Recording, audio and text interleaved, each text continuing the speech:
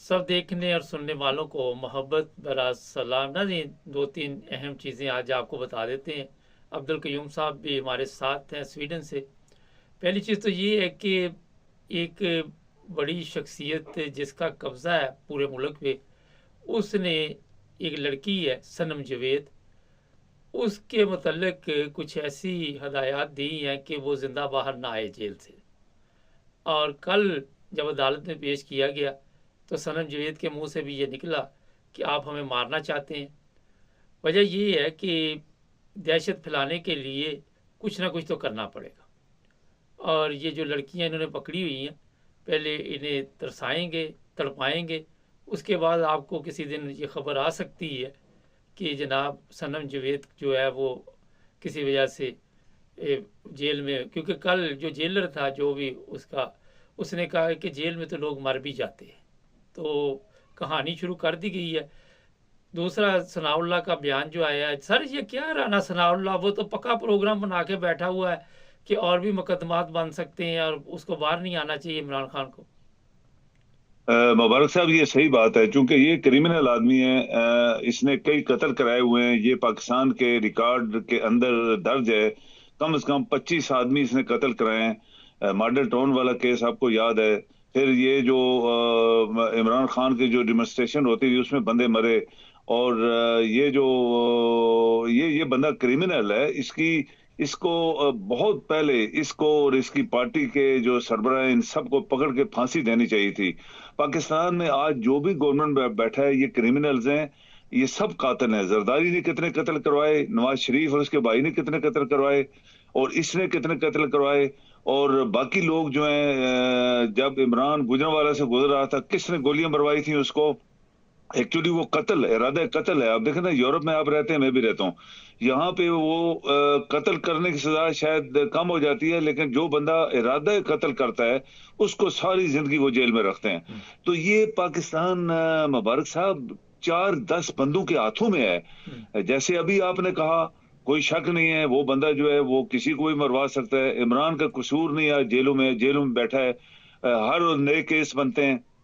और ये जो बंदा है, इसका बकवास जो इसने किए हैं कल, ये राना सनाउल्लाह ने, अगर आपका गवर्नमेंट क्या कहते हैं वो आइन जिंदा होता, या अदारे आपके जिंदे होते, इसको रेस्ट कर लेते, मिनटों में इसको रेस्ट कर लेते कि तुम कैसे ये बात कर सकते हो कि हम इसको हमेशा जेल में रखें, तुम होते कौन हो। ये चूंकि वहां पे एक डेड आइन है, डेडली, वो खत्म हो गया है, उसकी कोई असर नहीं हो रहा, उसकी कोई वैल्यू नहीं है। जजेस आपके ऑलरेडी जो हैं वो इन्हीं के एम्प्लॉयड हैं, और इन्हीं के अशारों पे चलते रहे हैं 75 साल, और आज भी चल रहे हैं। तो ये सब कुछ कर सकते हैं, इनके हाथों में है। आप देखें, मोबाइल से बड़ी एक खास नोट करने वाली चीज है। ये जो लाहौर के दो गुंडे हैं, इन्होंने जो भी इनके खिलाफ केस बने थे, जिन्होंने इंक्वायरी की, उनको हार्ट अटैक हो गए। जिन जो इनके गवाह थे कि इन्होंने पैसा खाया, गबन किया खरबों पे, वो सारे सबको हार्ट अटैक हो गया। चीफ ऑफ आर्मी स्टाफ उस जमाने का, जो इसके बारे में सोच रहा था कि ये करप्ट आदमी है और ये इसने एमक्यूएम से मिलाप करके और ये हुकूमत चला रहा था, उसको इसने जहर दिया। उसकी बीवी आज भी वो कहती मेरे खामद को नवाज शरीफ ने जहर दिया था। कल एक और केस में पढ़ रहा था, आप हैरान होंगे। वो केस एक जवान लड़का था, उसको भी इन्होंने जहर दिया था। वो भी कोई इन्वेस्टिगेशन के चक्कर में इनके खिलाफ कुछ कर रहा था, इंक्वायरी। उसको भी हार्ट अटैक हो गया। तो ये मुबारक साहब, ये जिस मुल्क में ये सब कुछ अलल ऐलान हो रहा हो, और 25 करोड़ का मुल्क हो, उसके अदारे भी सारे फंक्शन यानी कागजी कार्रवाई में वो बनाए गए हों, और उनका कोई असर ना हो रहा हो। आपकी फौज भी, हम कहते हैं 1 मिलियन विद बम्स, ये वो दिस एंड दैट, लेकिन वो भी खामोश। तो 100% ये चीज शो कर रही है कि आपका मुल्क जो है वो नहीं चलेगा। सर ये बताइए, जितना बड़ा कातिल उतनी बड़ी उसको सीट मिल जाती है। ये काजी, कल एक सवाल जजों ने भी अब उठाया कि जनाब ये धांधली वाला केस है, जो इलेक्शन में धांधली, वो क्यों नहीं उठाते। तो उसका चेहरा ऐसे था जैसे, मेरा ख्याल है कि मनहूस चेहरा आपने भी शायद देखा हो। तो ये काजी उधर बैठाया हुआ है, इधर चीफ ऑफ आर्मी स्टाफ है, एक तरफ ये सब ने मुल्क को इस तरह घेरे में लिया हुआ है। कब तक खेलेंगे ये सब कुछ। 3 बंदे मुबारक साहब, हमने अपने प्रोग्रामों में आपके टीवी के ऊपर हमने लोगों को बताया कि ये 3 बंदे जो हैं, ये चूंकि DGI था, इमरान इसको हटाया, नया लगाया। ये जो चीफ जस्टिस अभी है, इसके खिलाफ इमरान ने केस बनवाया था कि ये करप्ट आदमी है, इसकी बीवी ने खरबों रुपए कहां से ये लेके आई है। अच्छा, इलेक्शन कमिश्नर को इमरान जो है वो हटाना चाह रहा था, ये करप्ट आदमी है और ये इस काबिल ही नहीं था, और ये बददियानत आदमी है, बददियानत, आरामखोर और लानती आदमी है। ये तीनों बंदे अभी इकट्ठे हो गए हैं। अभी देखिए, तीनों बंदे पूरे मुल्क को नचा रहे हैं। तो कोई तो बोले ना, इमरान मुबारक साहब, कोई तो बोले, कोई तो इस मुल्क में जिंदा हो ना, कोई ये बोले कि सब कुछ ये तुम लोग गलत कर रहे हो, या फौज से बंदा उठे कोई, या कोई पुलिस से बंदा कोई उठे, पुलिस से उन्होंने कब्जे की हुई है। और एक प्रोग्राम में मैंने आपसे बोला था कि जब तक पुलिस का चीफ जो है वो 4 स्टार जनरल नहीं होता, DGSI और IB के जनरल 4 स्टार नहीं होते, ये आपके अदारे इंडिपेंडेंट नहीं हो सकते। क्योंकि अभी DGSI एक जनरल के नीचे है, जो कहता है वो करता है। पुलिस फौज के नीचे है, जो कहते हैं वो कर रहे हैं।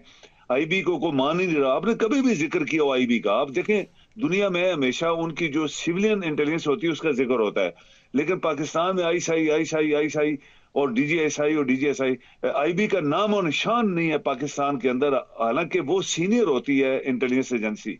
तो मुबारक साहब, ये जो हमारे मुल्क में गुंडे, कातल, हरामखोर, लानती, बददियानत, माफियाज और मनी लॉन्ड्रर्स, ये जो सब इकट्ठे हो गए हैं, तो आज मुल्क एक बहुत बड़े शिकंजे में है।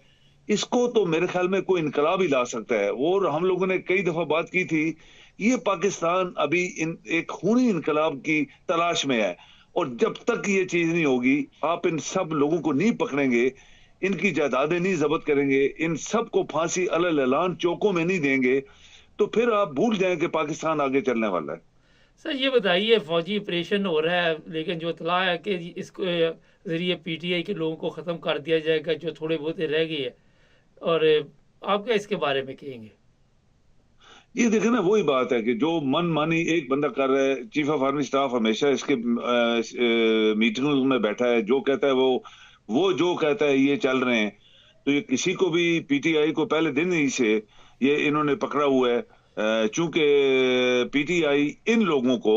PTI को क्यों पकड़ा है मुबारक साहब, ये बहुत क्लियर, एक साफ शफाफ एक बात है। PTI तमाम पाकिस्तान के क्रिमिनल्स, माफियाज, मनी लॉन्ड्रर्स, कातल्स, बददियानत, आरामखोर और लानती लोगों को पकड़ के जेलों में घसीटना चाहती थी और उनको खत्म करना चाहती थी। तो फिर वही गुंडे, इमरान के अपने अल्फाज हैं कि ये एक दिन इकट्ठे हो जाएंगे और मुझे फिर ये जेल में भेजेंगे, चूंकि आपके अवाम ने उनका साथ नहीं दिया। ये कौम, लोग जो कह रहे हैं कि ये कौम जो है बददियानत और करप्ट कौम है दुनिया में, और इस कौम ने 25 करोड़, हम लोग दावा कर रहे हैं कितने हमें पता नहीं। तो ये कौम जब खामोश रही, तो ये फिर हमारे जो ये लोग आज हावी हैं हमारे ऊपर, ये हावी हो गए, और आज हर चीज इनके ग्रिप में है। किसी की जरूरत नहीं उनके सामने बोले। मासूम बच्चियों को, जैसे आपने बोला, उनको जेलों में रखा हुआ है, उनके साथ ज्यादतियां भी हो रही हैं, उनको कत्ल करवाने के लिए प्लानिंग बना देंगे। इसने खुदकशी कर ली है, ये खाना नहीं खा रही, भूख से मर गई है, ये कुछ भी हो सकता है। लेकिन आखिर आपका सिस्टम तो खामोश हो गया ना। जब सिस्टम खामोश है, आपकी इकानमी बैठ गई है, आपके इदारे खामोश हो गए, आपका कोई दानादार इस मुल्क में अंदर काम करने वाला नहीं है, तो बहुत सारे जो एनालिस्ट हैं दुनिया के, उन्होंने ये बोला, ये 2030 तक ये मुल्क खत्म हो जाएगा। बहुत शुक्रिया सर।